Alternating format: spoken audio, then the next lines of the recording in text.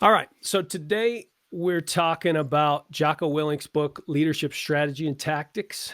Here's the original cover. I think the other cover's freaking badass with his face engraved in the book. But I've got my friend Ben Palis here with me to discuss this book. Maybe one day we'll have Jocko, but for now it's the two of us. Ben Palis, spelled as Pales, but you're fancy, right? You're fancy with your name. I'm fancy. Yeah. Well, good afternoon, Bronson. I'm really happy to be here with you to talk about one of Jocko's books. I will fanboy out quite a bit today anytime we're talking about Jocko. Well, we bring it up a lot outside of the podcast, Mr. Jocko and his various books. So this should be fun. But let's just give a quick intro to who Jocko is for those who may not know. Jocko Willink is a decorated Navy SEAL, fought in the Battle of Ramadi, was in Iraq. He's been a Navy SEAL trainer, so he trains a lot of. I don't know how active he is with that now at this point, but for many years it sounds like he was a trainer. He's retired now. Yeah. Okay, and then he became a consultant. Him and one of his former Navy SEAL compadres, Leif Babin. They became consultants, and then now he's a very well-known podcaster as well, where they talk about a lot of military stuff, but also leadership and relationships, stuff like that. So he's a cool guy. To me, he's like the ideal G.I. Joe. Just his look, his voice, everything about him just reminds me of like, man, he's cut out to be a Navy SEAL from day one. Seems so. Anyway, leadership, strategy, and tactics. What are you going to say? Yeah. I was just going to say the same thing that, if you were to do a cookie cutter of, what I would think a commando would look like, that's Jocko Willink.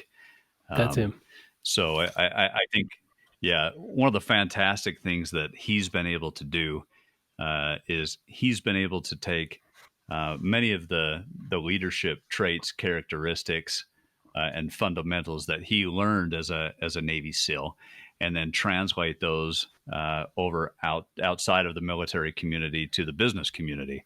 And so that's where I was introduced to Jocko.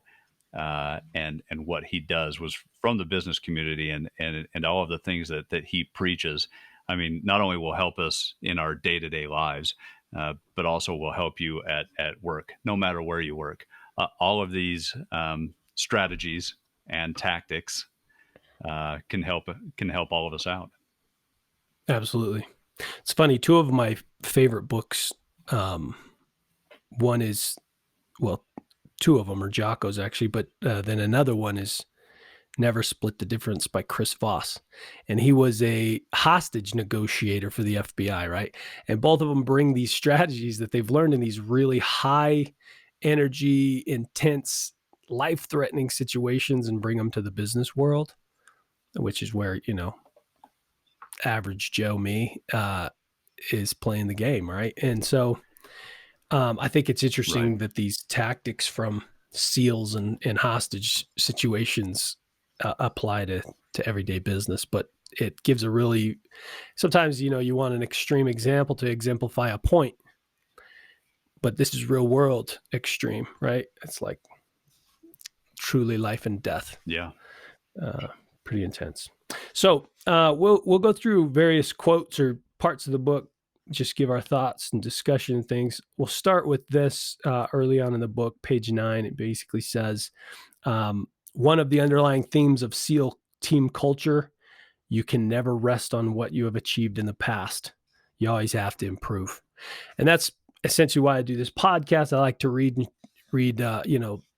leadership or self-development stuff and then talk about it. It's the way I learn about it. I want to share my findings with other people. So, it's like, it doesn't matter how high you've gone or, how successful you've been.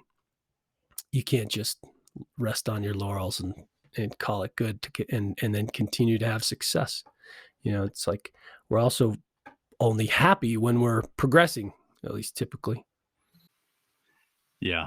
That is so true, especially in the business community. You can never rest on your laurels. Um, you know, in sales, especially, back when I was doing a lot of sales, we had a term that you're only as good as your last month.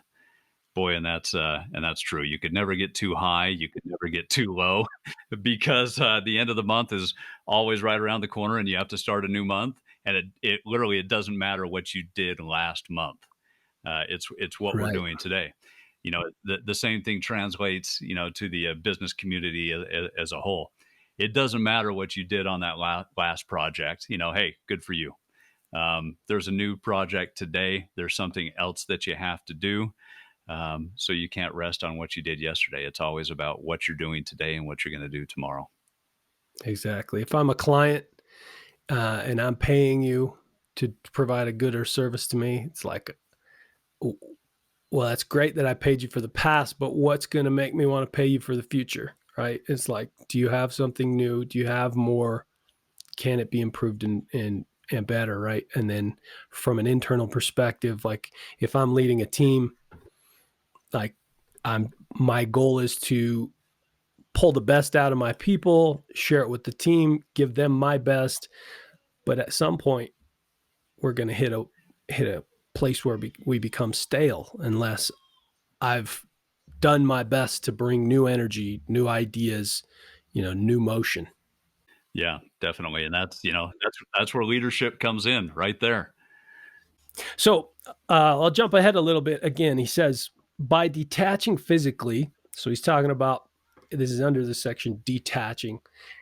Detaching yourself emotionally or physically from a situation or problem. He says, by detaching physically, even if only by a few inches, and more important, detaching mentally from the problem at hand, I was able to see infinitely more than anyone else in my platoon. And since I was able to see everything, I was able to make a good decision, which allowed me, a new guy and the most junior guy in the platoon, to lead. So this comes in the context of they were practicing taking over oil rigs, because at the time when he started in the SEALs, there had been a lot of like hostage situations or takeovers of oil rigs by like Somali pirates. And so they were working on that, and it's a complex situation. There's tons of explosives. There's countless places to hide. The floors are, see through, like the graded metal or whatever, and so they came to a point where they're looking down this like hallway or platform, and there was just so many places to hide. The enemy could have been anywhere, and all the guys were sort of looking at all the threats, and everyone was having a difficult time making a decision, or I should say, the platoon leader. And Jocko, after waiting for what seemed like an eternity in his writing, finally took a half step back, put his rifle in the air, and looked around, and then he made a call. And so as he stepped back from the situation and put his head up and out instead of down the barrel of his rifle looking at threats, he was able to sort of analyze the situation and and make a clear judgment call based on all things he could see rather than what he could see down his rifle looking for threats, right? Yeah. So this is one of the biggest points that I picked up from this book. When I first read it, is being able to detach yourself from the situation to get a broader perspective of what's happening. And one of the first things that I related this back to is that as you know, Bronson, nobody else knows this, but I umpire women's college softball, and so there's certain things you have to do with that. When there's going to be a tag play, you want to be just right up there in it, right? You just want to be a couple feet away so you can see if Right. there's a tag or the foot get in the base first. However, if there's a force play, what you want to do is you want to get distance, right? So you literally take several steps back. You detach yourself from that play so you've got a much broader view of what's happening. And so then you can tell, okay, did the runner's foot hit first or did the girl catch it in her glove? And being able to actually take that physical step back and detach yourself from the play you're able to get a much broader perspective and see exactly what happens. And that's, I think, why it hit me so strongly. When he talks about detaching yourself from a situation, I've been able to use that a lot over the last year with work. When you're in the weeds, when you're in the thick of stuff, and there's so many things and information coming at you just constantly. Sometimes I literally will do this. I'll stop, stand up, physically take a step back from my chair and try to analyze the situation. So actually detaching yourself from the emotion and everything that's coming at you, to analyze it quickly, and then you can make a call and move forward, and then things seem to fall in place. Absolutely. And there's so many versions of this, right? So it's like you're talking about split decisions that need to be made in softball or in business or in a heated emotional situation. They say never send an email while you're mad, like those kinds of things. It's because Right. you need to detach emotionally and start to see it logically and with some critical thinking rather than just give them a piece of your mind, right? And so when you detach, step back, let things settle. It may even be days in the business world, right? Or in your relationships or something, right? You may need to detach emotionally, and that can take a minute. It can take a little time before you make the call or send that email or have that discussion that needs to be had, right? But you don't want to do it Yeah. when you can't see with clear vision, right? Had Jocko in this situation, and he's staring down the rifle of his gun, and he just makes a decision with what he can see in that moment, he might have led his guys right into the wrong spot. But he detaches, gets other perspectives, and sees more influences and options, and then he makes a call. Yeah. Yeah. And that's it, right? Getting some perspective to the situation that you're trying to deal with. And then you're able to better analyze it, and then, make a call and then move forward. Right. And we're going to see that theme in this entire book. Like he constantly talking about having your head up and out instead of down and in, right? And I mean, I think we all have experienced that, especially if you're a people leader, and if someone quits, or we get a new client but we haven't hired yet, or things like that, right? Where suddenly there's more work to be done than people to do it. And I mean, that's just a constant in business. So then the manager jumps in to help. Now they've got their head down and in.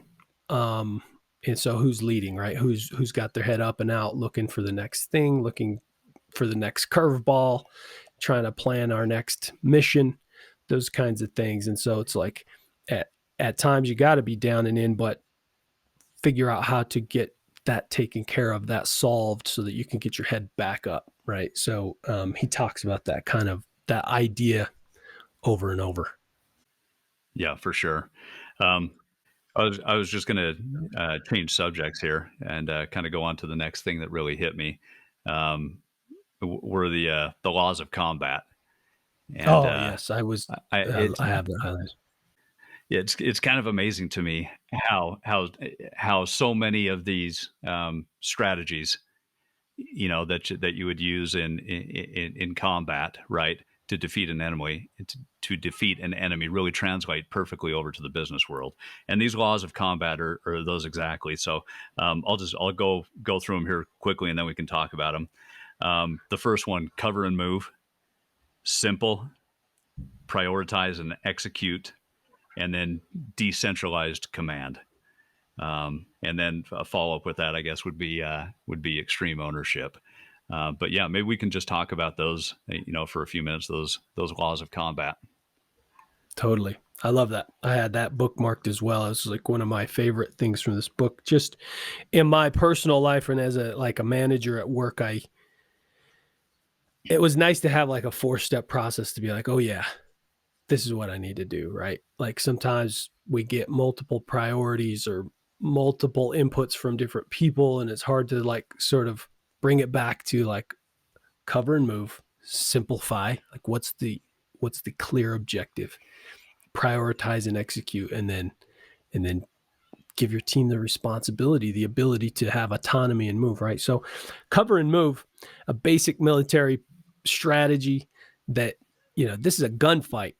So you don't just get up and run until there's some cover being laid down, right? So they get the machine gunner or whoever, lay down some cover, and then the group can move, take up another defensive position and help each other out. So never move without cover is essentially what that means. But, that applies to business. It's not a gunfight, but you certainly can't just leave things in the dust, leave your buddy high and dry, leave a client without, services, whatever. You've got to make sure you've covered your teammates, your team members, your clients before you just change strategy or move people around or whatever.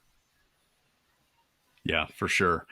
So one of the things that I really related this to is that as we bring new people on um, into our company, um, we have to really help them cover and move. We have to give them some covering fire, especially during COVID, right, when people hadn't been out in the field, meeting face to face for quite a while. As we brought new people in, as we started to open up and get people back into the field and meeting face to face, I told my group several times, look, if if you can't help it, go out by yourself and do meetings, but try to take somebody with you, right? Get that cover, get somebody to give you a little bit of covering fire. Go as a group, for the first several times out till we can all get back in the swing of it and really just have somebody who can watch your ass, Right. Yeah, I as like you're that. out. I like that. Yeah, just in Y- in that yeah, I mean, it requires a team, not just an individual, right? and that's it, right? Teamwork, that's just a huge part of it, is that while at times you have to be a lone wolf, boy, things work so much better most of the time, if you can work as a team, whether you're Navy SEAL, right, or doing anything. If you're, yeah, if you work in a hospital, healthcare, business, anything, work as a team, and you can accomplish a lot more. The other part of this too was keeping things simple, right? Um, there are so many things coming at us in the business world that to make plans, if you can keep a plan simple and basic, I think there's a much higher chance of that plan succeeding than if you make it so complicated and you've got 1,000 different moving parts. It becomes very complicated to be successful with a plan like that. Exactly. This is actually what the next principle is built on is simple, right? So it says simple, then prioritize and execute. Like um, in a business world that's in constant beta, like you'll hear that as like a badge of honor from like large tech companies. We're in constant beta. Like we're just always looking for another opportunity, the next big thing, the next development, right? And that causes complexity in everybody's job because it's like just as you start to get good at something, you're supposed to change your priorities and do it again, right? So the better you can sort of simplify for each department and individual, like here's the mission, like this is our goal, this is the metric we're trying to change, or this is the personal attribute I'm trying to develop, or this is the mission we're trying to execute here. Like if you can just define that super simple and clearly, your chances of it being done well is, go up astronomically because there's no confusion. And then like, I mean, I was just thinking of like, if you have some complex thing with multiple initiatives, it takes so much like training and education and collaboration and coordination across different departments that the likelihood of things going wrong and actually executing the way you had dreamed it up are, they go down with every bit of complexity. So if you can keep it Right. simple, like something that's less attractive or less, you know, amazing, but gets executed with near perfection is going to be better, right? Yeah, for sure. For sure. And I appreciate this a lot, right? Is that the more simple you can think, or the more simple that you can make things, the better percentage chance you have of actually accomplishing that goal. Totally. Totally. I remember a while back in my job, actually, we had a dashboard of metrics, and my team was clearly, I had inherited a new team, new or territory, all this stuff, and there was two metrics we were like the worst in the company. And so I said, we're gonna fix those two things. And it was that easy, right? I mean, we're just going to do those two things. There were probably 15 we could have tried to fix, but we're just going to do two.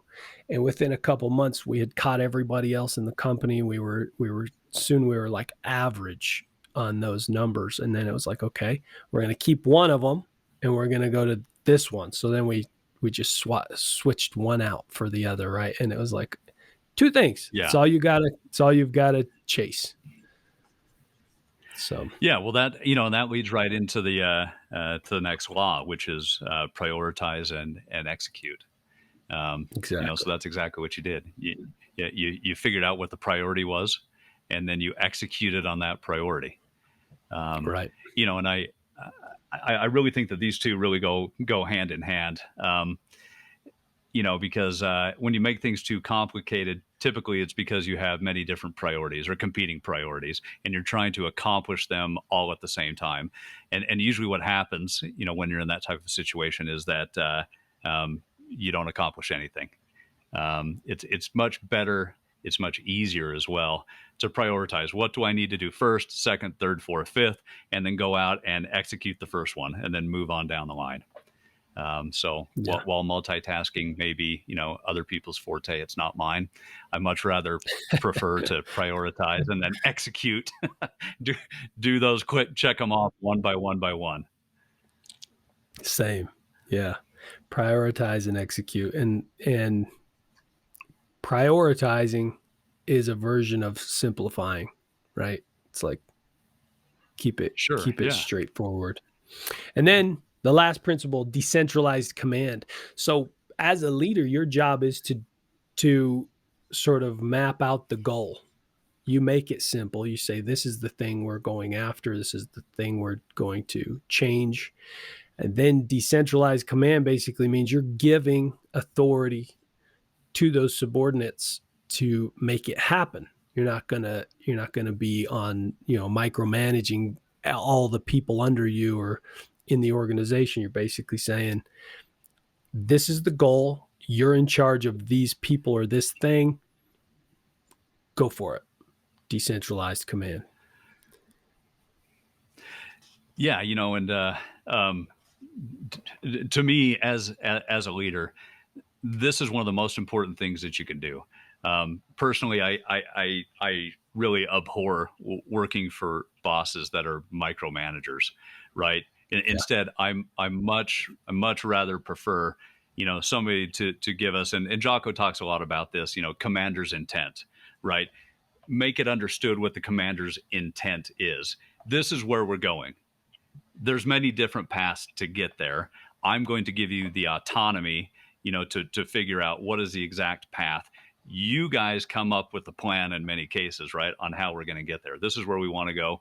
Y'all figure out how we're going to get there. And that's a huge thing with decentralized command. Let your people come up with the plan whenever possible, instead of dictating to them, this is exactly how we're going to do it. And there's some great reasoning behind that, mostly because if your people come up with the plan, well, then they're bought into their own plan. If you come up with it, there may or may not be. You might have to sell them on it.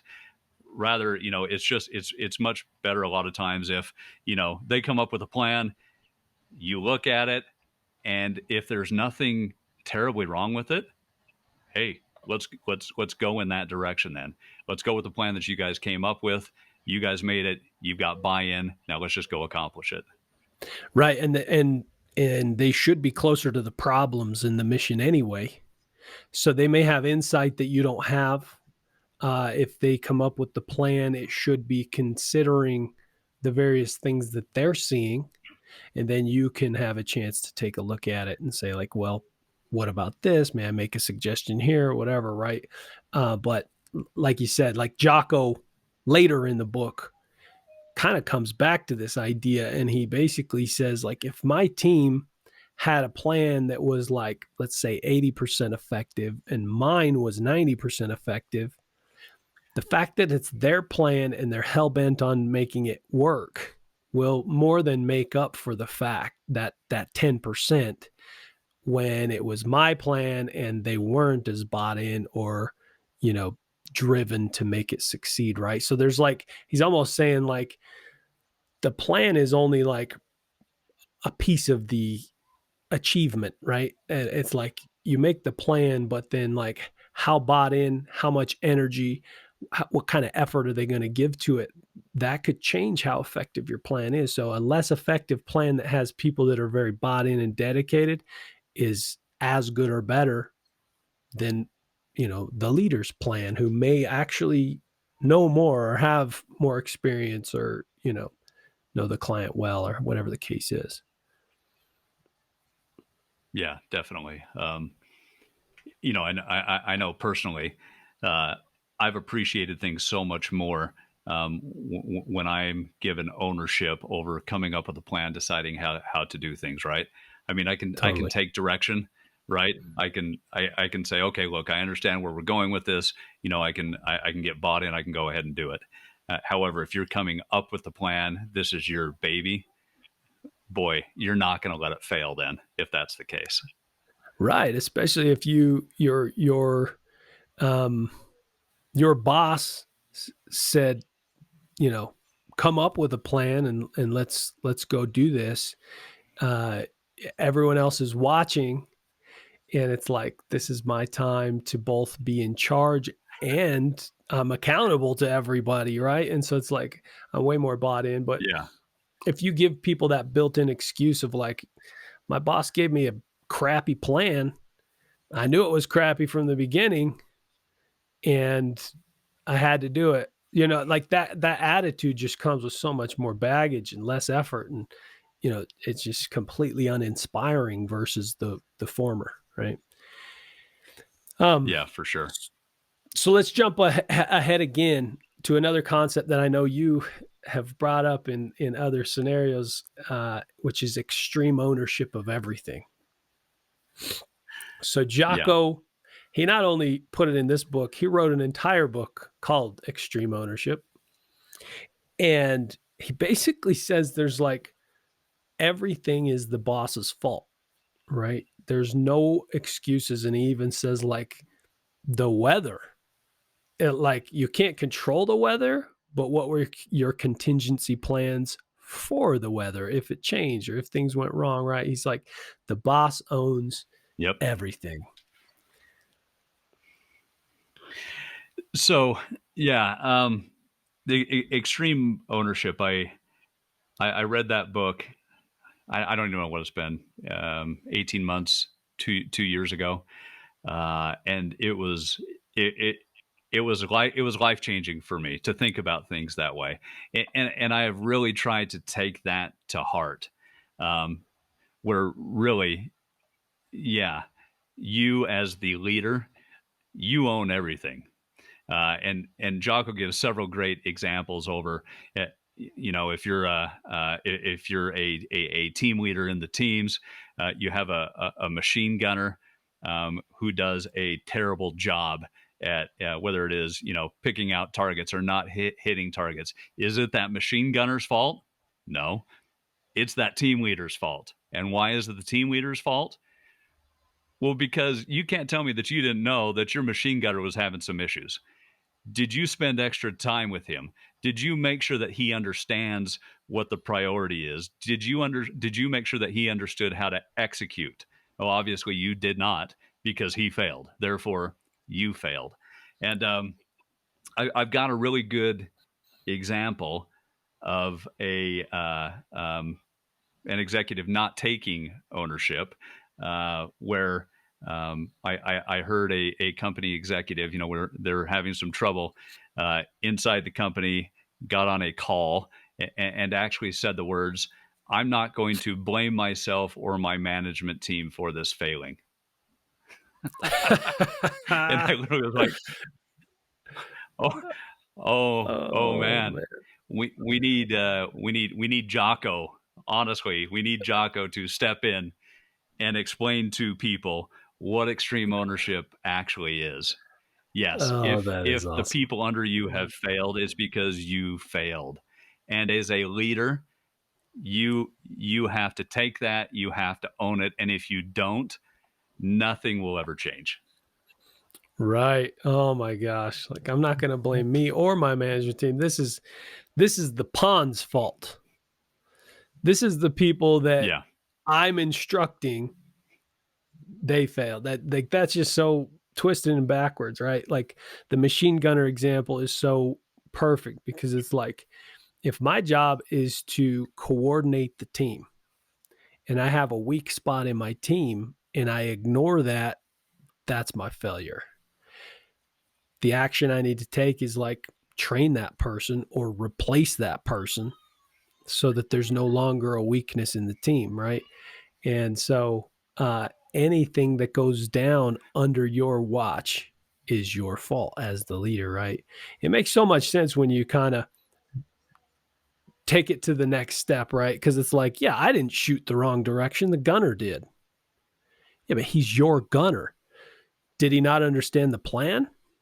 How did you verify that he did or did not understand the plan? Does he frequently have like make mistakes or have confusion or whatever? It's like, what are you doing to mitigate those risks? It's like it all comes back to Yeah. the head honcho. Yeah, and I really related this back to when I used to have to do a lot of hiring, um, and every once in a while, you'd take a swing and a miss. You'd hire somebody that either wasn't a good fit, couldn't pick up, what was happening at the company, or they just they couldn't mesh with the people around them. They didn't fit the culture, whatever it was. And we kind of had an inside joke, where after someone would come on about 6 months later, they'd ask, "Well, good hire or bad hire?" And sometimes, well, it was a bad hire. you know, we uh, we swung and miss on that one. However, even then, I felt responsible for that. I took ownership for that because I was the person that was interviewing. I was the one who made the final decision to hire. In many cases, it was my responsibility to make sure that that person was trained by a myriad of different people. But felt responsible to make sure that the new hire was actually trained appropriately. They knew what was going on. They knew ahead of time what the culture of the company was. We're bought in and ready to go. And you're not going to be 100%. In any of that, like softball or baseball. Every once in a while you're going to strike out. However, Yeah. as the leader, it's on your head when you do strike out, and you've got to take it and hopefully improve and get better. Right. And that's where it's difficult as a leader to execute on the the fourth principle or the of combat, which was like decentralized command.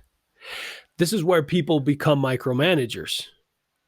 It's because they're afraid of failure or they don't trust their subordinates or whatever, and so then they take hold of it. So there's this balancing act of like, how much can I just hand over to my people and have confidence knowing that it's my responsibility. It's like ultimately it's me that is responsible for all things that come out of this, right? So it's like, do I micromanage it to make sure there's no mistakes, or do I give autonomy to these people to execute according to their best knowledge and aptitudes, and so be it, right? And mistakes are going to be made. I think Yeah, in business, I see it so frequently. Like, we're so afraid of someone making a mistake that we overanalyze, we get crazy, we micromanage and things like that. But we learn from mistakes, and a lot of mistakes that happen are literally can be fixed with an email. It's not that big a deal. A lot of business mistakes that go on, and yet we're willing to sacrifice culture over it, or morale, or whatever. And it's like, that's a yeah, balancing act yeah. that a leader has to really reconcile. Yeah, some people would call that a dichotomy of leadership, which is a plug for another chocolate book. But yeah, Yeah, he calls it a yeah, dichotomy, right? There's a lot of yeah. dichotomies actually But it as is. leaders. Yeah, yeah. I'm telling you, like you brought up. There's so many things, right? Where if you give people the autonomy to do things, well, they might do it wrong. So do you take more control? Well, no, you shouldn't. And the main reason why you shouldn't is you should allow those people the chance to grow, right? The chance to become leaders. Um, I've Right. always looked at that is the way that you really can get promoted and make yourself valuable inside of a company is to grow other leaders. And then in order for people, like you said, to be able to learn, they may have to make some mistakes and then learn from those mistakes. But you're there to help them out, and that is a dichotomy. That you could control the situation, maybe make mistakes less, but then you're going to inhibit other people's growth, and that's what you want to do as a leader is to bring up other leaders and allow them the chance to grow. Absolutely. Absolutely. And which leads me to another concept that I want to talk about where he talks about like the most important member of your team. As a leader, you're trying to develop these people, right? You're trying to make them as good as you at whatever you can, right? You want them to be leaders so that you can give them more responsibility, more autonomy. They can execute independently. Um, that's a that's a good trait to have in your employee is somebody that's developing, right? And so in section 3 of his book, he says the most the most important member of your team, and he basically goes through his whole platoon and told them they were the most important member of the team, starting with like the machine gunner who we've already brought up, right? If you don't lay down enemy fire, we can't move, we can't maneuver, and our guys will just get toasted, right? And so it's like that's true. He's the most important. And then he went over to like the radio man and he says, "You're the most important member of our team, right? Without you understanding all the different channels that are going on, who's that the communication is to, how to call in enemy fire, support fire when we need it, call in the trucks, call in, have our guys move. Um, Without that, we could just get pinned down and beat up, right? And it's like, and everybody on the team has a role, so everybody's important. So it's like you need to put effort into developing all of them and making them the best they can and helping them understand the significance of it.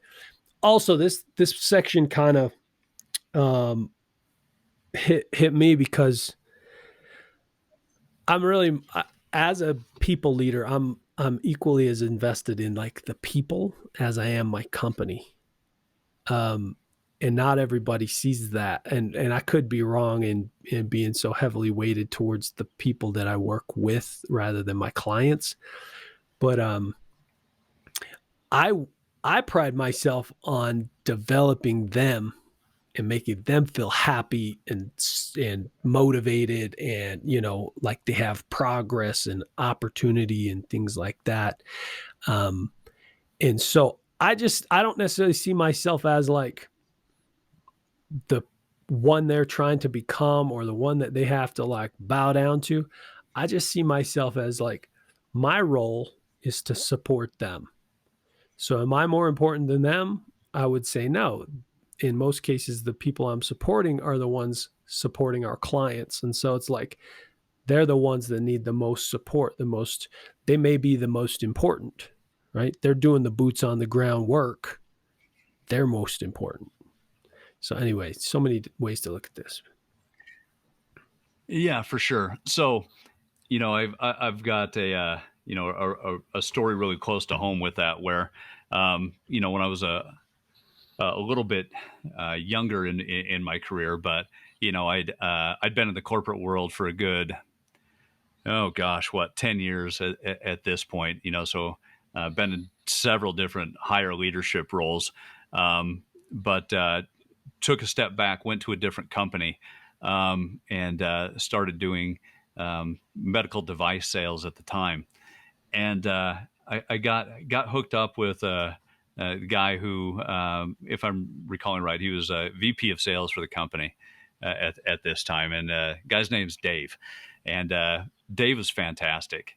I mean, just one of those born sales people that everybody is attracted to, just because of their personality.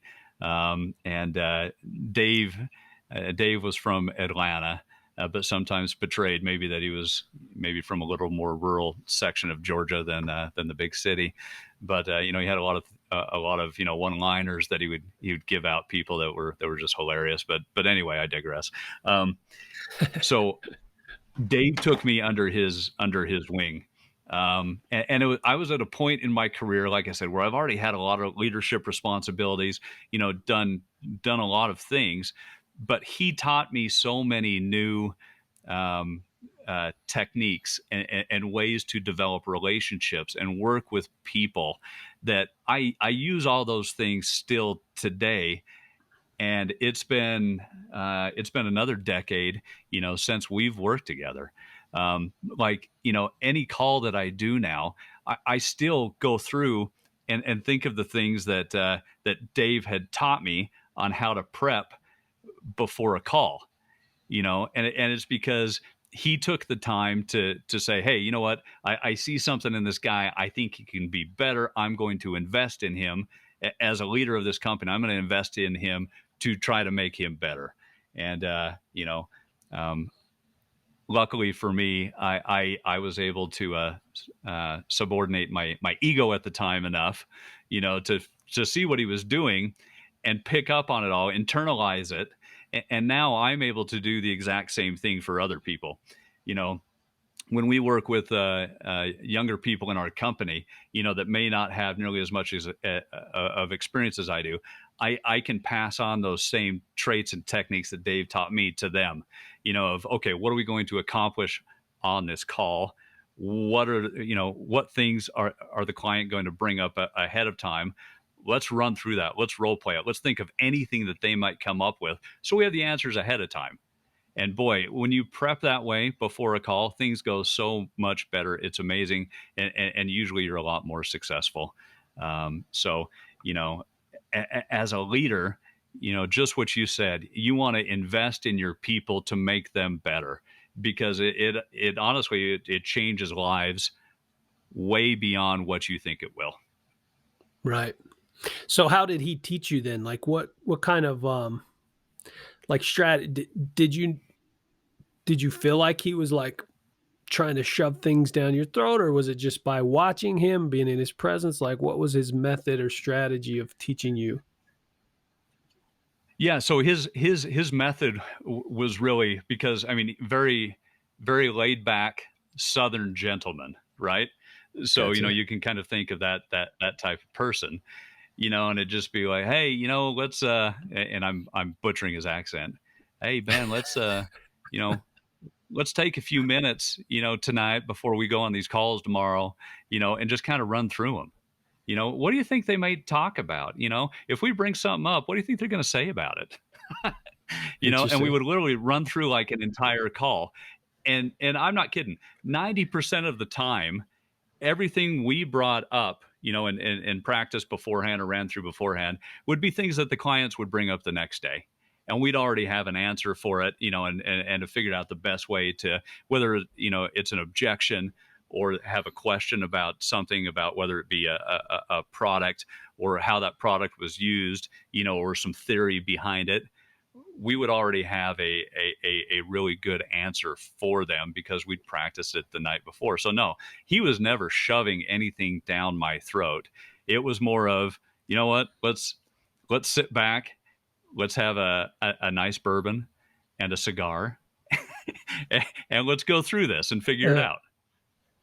so he was exemplifying a few of these things, and he was taking extreme ownership in that he was going to be prepared for the call, but he was making you prepare for the call, really, or the meeting or whatever, Yeah, yeah. and building you up so that he could then turn you loose to go do the job instead of him, so that he could get his head up and out. 100%.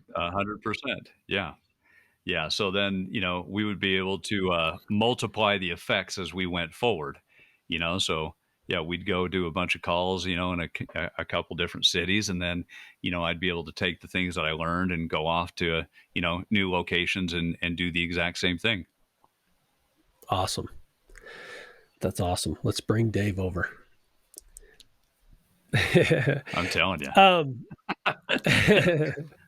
some of those guys, man, that just have the sales, and they can just sell anything to anybody. It's fascinating to watch. Yeah, but, I'll just tell you, I'll just hit on this real fast. So the reason why, he was so good at sales wasn't because he was, slick. It's because he was able to develop relationships and communicate in a way that was so effective that you felt, no matter who you were, you felt that Dave cared about you. He cared about you as a person. He cared about your family, and he cared about your business, and that's why he was effective. And I think that goes back to some other things that Jocko had talked about, in this book about leadership, of being able to effectively communicate up and down the chain, build relationships with people, and have them firmly believe that you care about them, because you do. Right. Totally. Um, I mean, that's been important to me. People that seem genuinely interested in my well-being, I want to work harder for them, because it's like it's not just the paycheck. It's like we're friends, we're teammates, we're peers. We're in this together, and it's not just about making a paycheck. It's about winning together at life. You know what I mean? I hope your family's well. I hope your health is well. I hope you're successful in this job. I want to help you progress to your next, promotion or career change or whatever that be. Those types of people, you really want to give more effort for them. You want to make them look good. You want to, do it well for them, and to help them also be a better leader, right? Um, so I want to jump to another section and read a paragraph from the book. He says, to build pride within a team, you have to put the members in situations that require unity, strength, and perseverance to get through. You have to push them in training to the point where they are truly tested, and in that they will develop pride in what they have accomplished. A bit more on that on the next couple pages. He says, if you want to build pride, you have to bring pain. Pride comes from shared suffering. Sure, pride comes from history, and pride comes from winning, but you can't count on that. If you want your team members to have pride, you have to make them earn it through hard work. What are your thoughts on this bit? There's a lot of truth to that, right?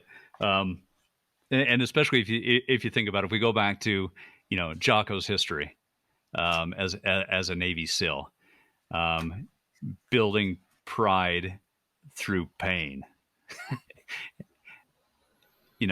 Hell Week for Navy SEALs, is something that's known worldwide about the amount of pain, torture, and suffering that they have to go through in not only building them personally, but in building teams as well. Yeah, So there's a lot of truth in that. And a great way to build teamwork and camaraderie is through shared suffering. Um, you know, absolutely. it sucks, but it's true.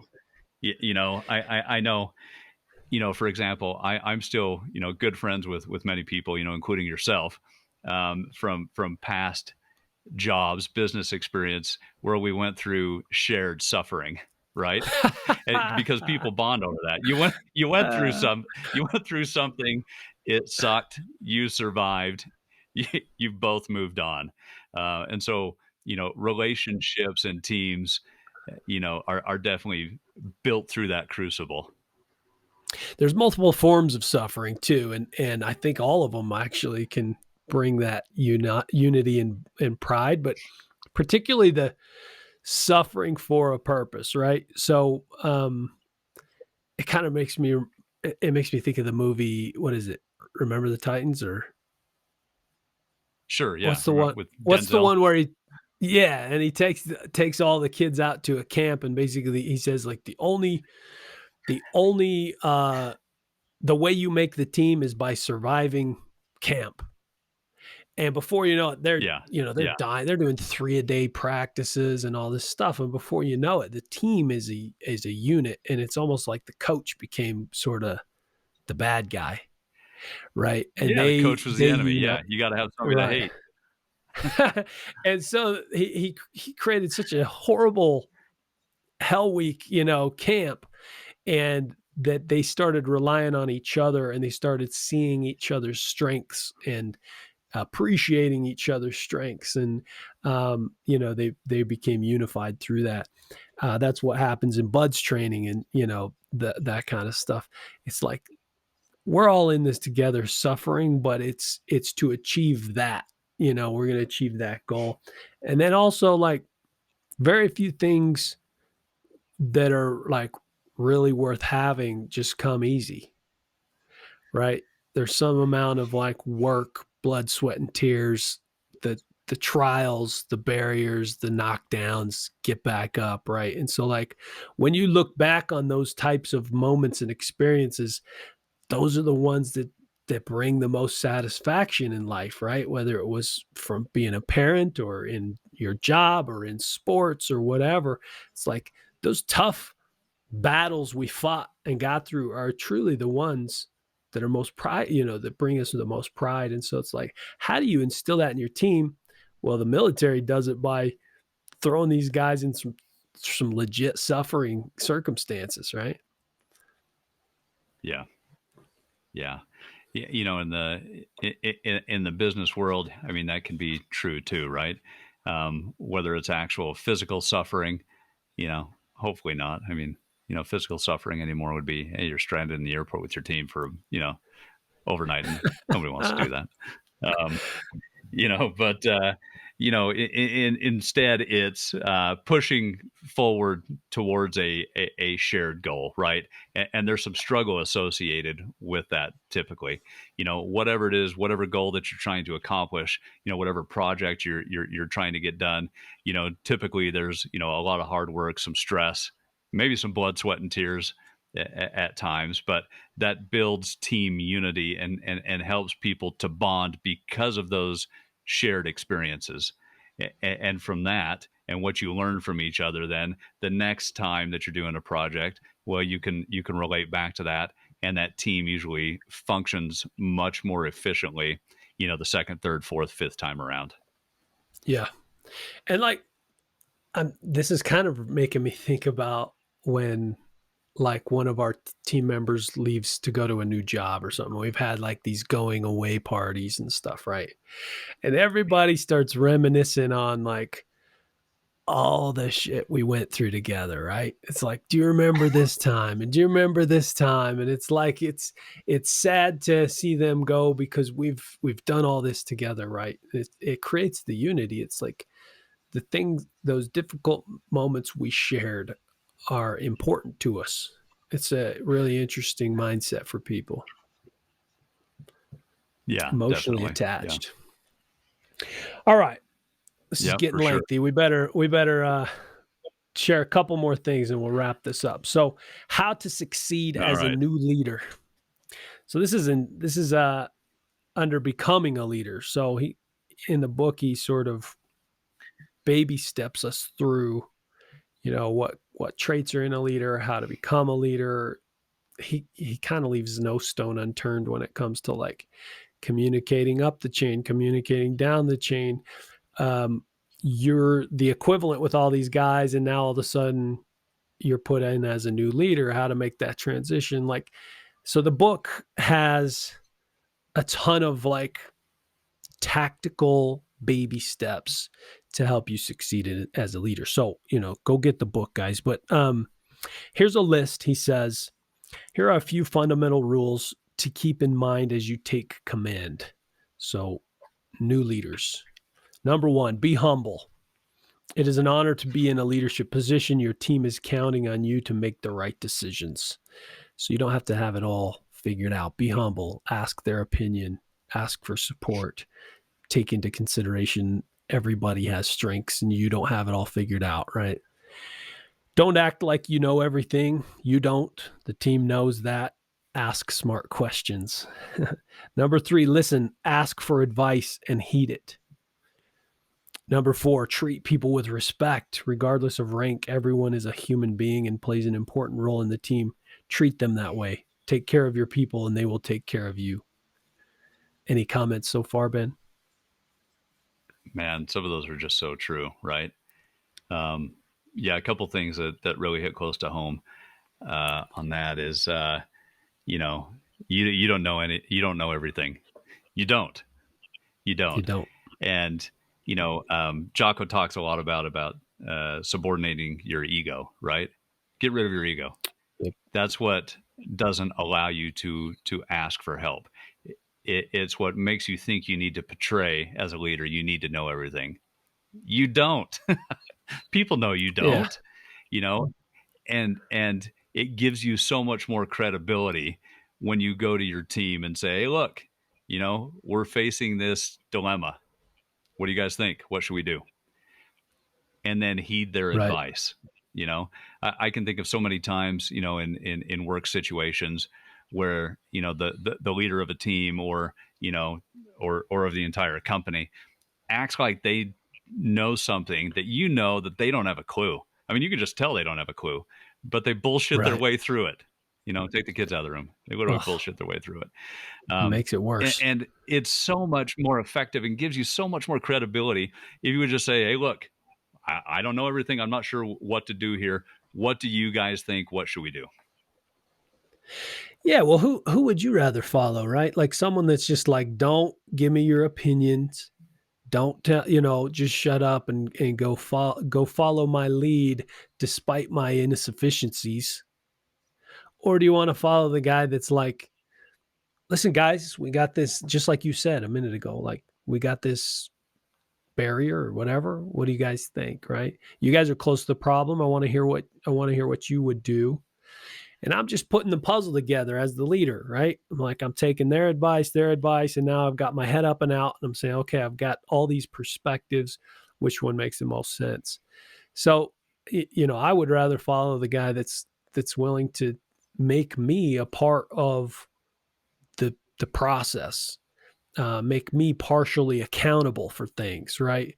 Take my ideas and Yeah. execute. He's the leader. He takes my ideas and executes them across the team. And it's like, okay, he respects me too, or she, right?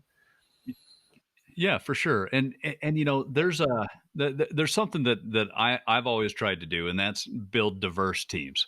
And there's a reason that you build diverse teams is because typically you want diverse opinions.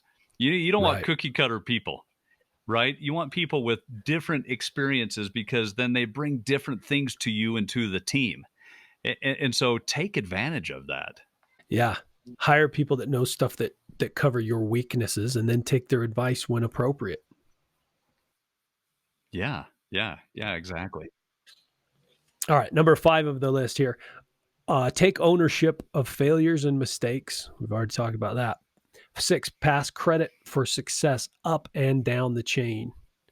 Um, that's a big thing for subordinates to hear their leader say it was actually Jane's idea or whatever, right? Like give them some credit for what's going on. Work hard as a leader. You should be working harder than anyone else on the team. No job is beneath you. Number 8, have integrity. Do what you say what you do. Don't lie up or down the chain of command. Still a few more, but Yeah. you got any thoughts? Yeah, a couple more things. So, no job is beneath you. Jocko gives a great example of picking up brass, right? So you can imagine Right. a SEAL team out training in the desert, spraying tens of thousands of rounds of ammunition. Someone's got to go pick up all the brass afterwards. It's a great thing for the leader to do.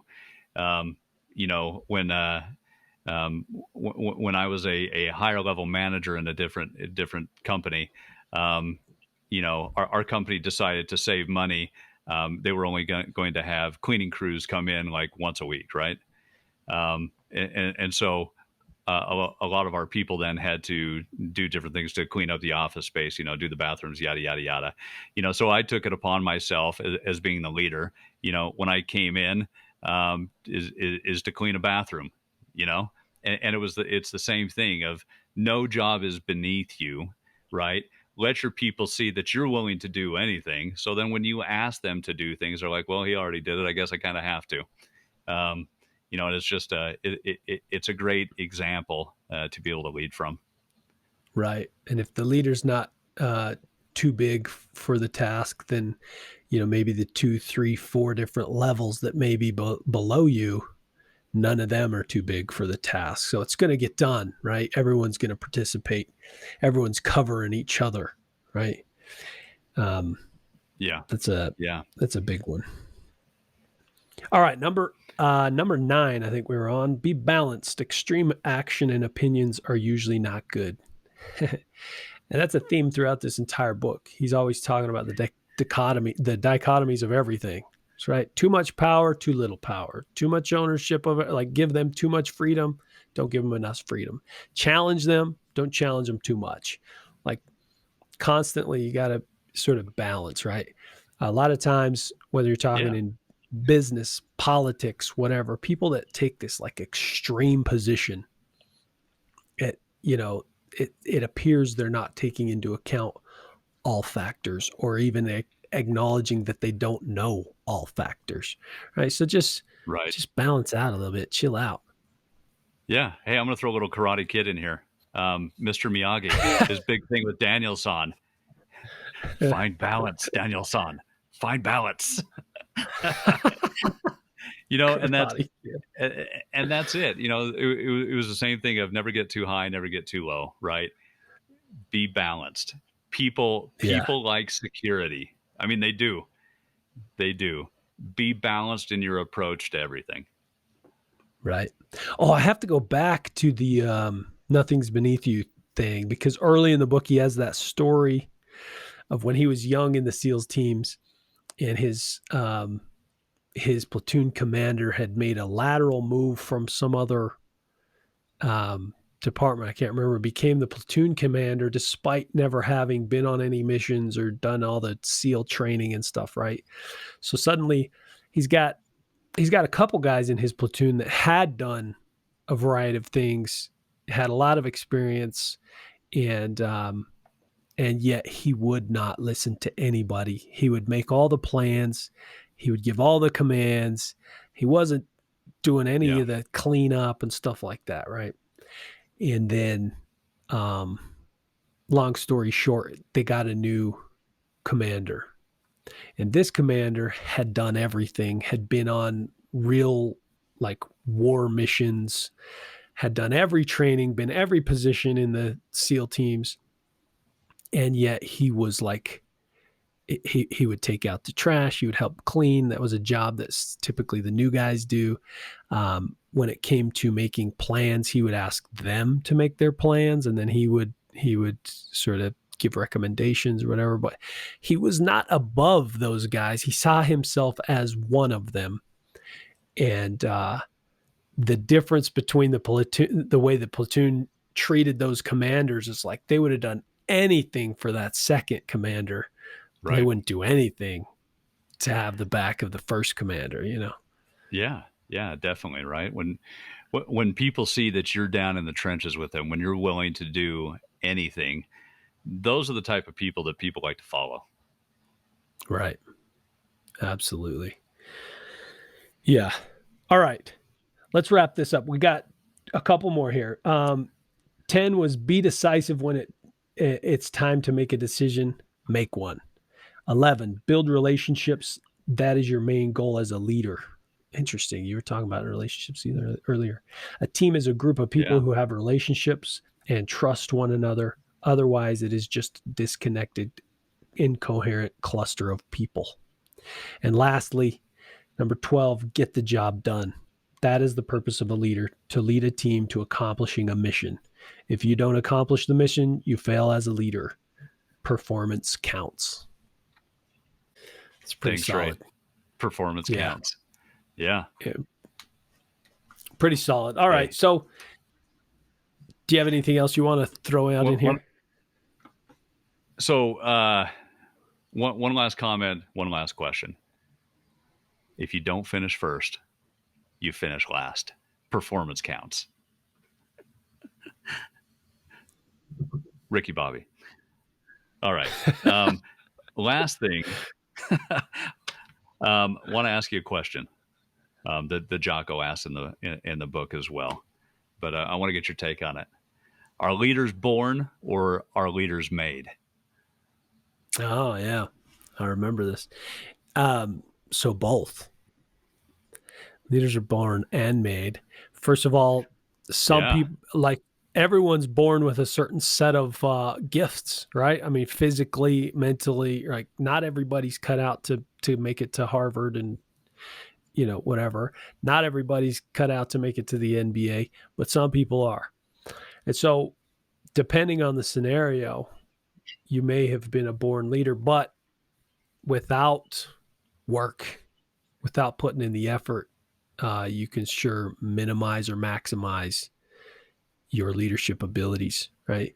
So, like, depending on the scenario you're in, it may fit perfectly into your strengths, but that doesn't mean you don't have to put in the work and improve upon that, right? And so, like, in the case of war, I mean, it's life or death. So, do you want to really just sit back and hope that your natural strengths and abilities are going to get you through, or do you want to put more effort in, build on your strengths, cover your weaknesses, and and guarantee success that much more, right? So anyway, that's my answer. What about you? yeah. No, I agree with you 100%. I think leaders can be born. There are people that I've met. I mean, that were just obviously born leaders, right? Think about growing up and playing sports. I mean, there were some kids that were just born leaders, and whatever it was, people were attracted to them, whether it was their, physical stature or ability, or just their personality. And I've also seen, people build themselves into leaders. I can think of several different examples of people who were pretty mediocre, and then you run into them 10 years later in a different position, and you're like, they got it together. I figured it out. Something happened, in that period of time where Are they you talking figured it about out, me? and pretty awesome. I am talking about you, Bronson. Yeah, yeah. You may never be the wolf pack leader, but you were a tremendous leader. Shoot, so funny. No, but I really did. It's hilarious. I did. I did grow up in like what I think is like this. I don't know. I grew up in a small farm town, right? And it's just like very blue collar, and the jobs that I did and grew up with were not like relationship building jobs. It was not a lot of Yeah, required leadership for those kind of work environments. I mean, it was like very task oriented and stuff. And so once I made the jump into a more like corporate world, it was a huge learning curve for me. It was just like this wild ride of like figuring out corporate drama and mass email systems and how people use those and the manipulation in meetings and like I mean just a ton of weird stuff that I was like this is like alien to me, and over time I yeah, started figuring it out, and I feel like I still got a long way to go. But um, Jocko maps a lot of that out in this book. That there's for someone like me, right? It's like if you've never been a leader, read this book and figure out what your next step is. What are some of the attributes of a leader? Some of the things you could work on yourself, and what he talks about, but tons of people talk about is you got to really be very introspective and look at yourself constantly and say, where am I strong? Where am I weak? How am I going to build on those? Right. yeah, yeah. Yeah, and I'll say it from the other side too, on the leadership side. Even if you have been a leader for decades, still pick up this book, read it. There are so many good techniques, strategies, and tactics that you can learn, right? Or help yourself refine, or things that you've been doing that you didn't even realize that you were doing that can help you refine what you're doing and why, and help you to even, move further in your, whether it's your chosen career, heck, help you out with your relationship with your wife, with your kids, especially around extreme ownership. I'll throw another plug in for that as well. Yeah, and There's just so many. four laws of combat Right. too. Sure. Cover and move. Everybody likes to Exactly. cover and move. Keep it I mean, simple. Yeah. watch your buddy's rear end. Yeah. Put some covering fire down. Help people out. Yeah. All right. Well, so it's been fun talking about this. Appreciate you joining me on this one, Ben. And we're going to try and do this about once a month. We're gonna do more book reviews together, and hopefully get some of these authors on in the near future. But if you guys want this book, which I highly recommend, we'll put a link in the description so that you can go purchase that from Amazon. And thank you all for tuning in. Catch you on the next one.